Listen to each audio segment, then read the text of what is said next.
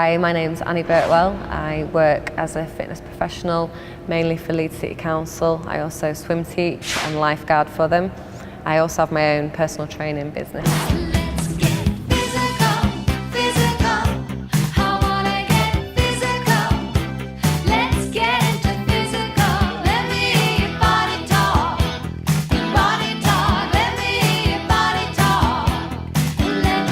As a child, growing up, fitness wasn't my favourite thing in the world to be doing. I was quite a large child, so fitness was something that I just kind of stayed away from. And then eventually I started to do a little bit of skiing with school. I started to do a little bit of swimming and finding that I actually quite enjoyed fitness. 3,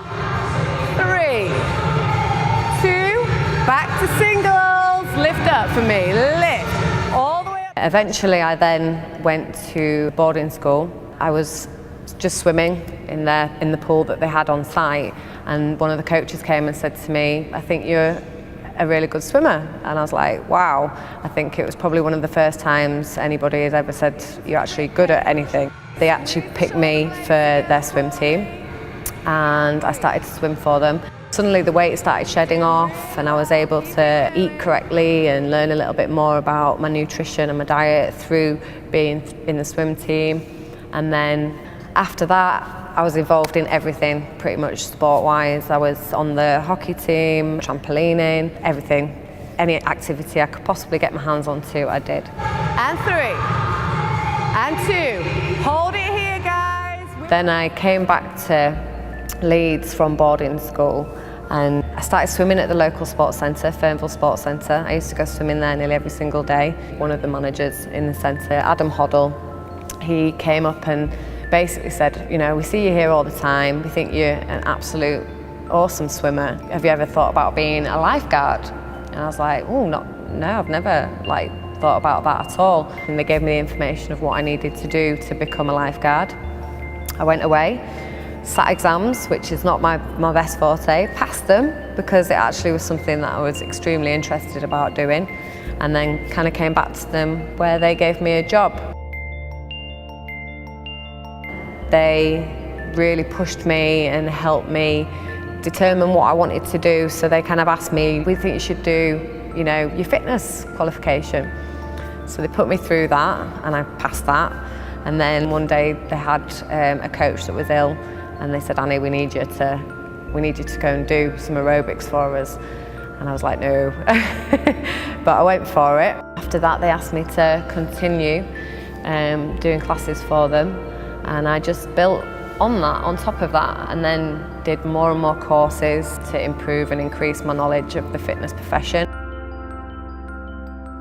My confidence levels are not that great, but when I do my classes and when I perform, that's when it really sort of shines out of me and my confidence comes across to other people, who then I see it shining out of them, and I see the, you know, the happiness that it brings to their faces, that I'm helping, you know, all these people to succeed and do what they want, or get that hour of peace away from whatever's going on in their life, the same as what I get when I come and do it.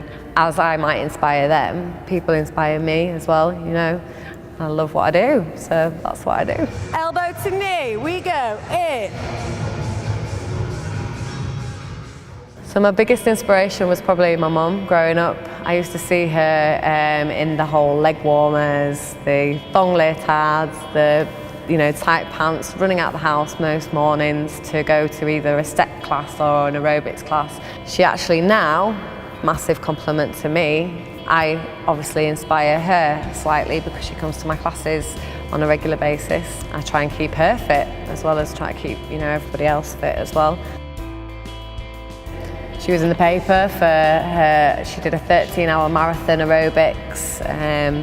So seeing her doing that just made me just so proud of her, and I wanted to have people to be as proud of what I was doing. I wanted my mum to be proud of me, my dad to be proud of me, eventually figuring out what it was in life that I was supposed to be doing, and I think this is definitely it. I would have said a long time ago my favourite sport would have been swimming. I loved it, I was good at it, But then I got taken out of my comfort zone by one of my best friends who she put me in for the Leeds half marathon and had me training for about 4 weeks beforehand. So I said, yeah, you're involved and we're doing it. And I was like, right, you've got 4 weeks to make me run. And at the time, I didn't run at all. And she did it. We ran nearly every single day and we built it up slowly. And then I did the Leeds half marathon. And it was a massive achievement for me as a non-runner. I was only 9 minutes, I think, or 10 minutes behind her. And as an accomplished runner herself, she runs every single day. It was like, wow. I love to run outside and, you know, just kind of clear my mind and look at all the natural beauty that we've got going on in our great city. At first, it's really difficult. You know, it's really tough to get through that fitness barrier of motivation. You know, you have to really motivate yourself and believe in yourself and believe that you can succeed and you can do it. It's one of the most amazing things you can do.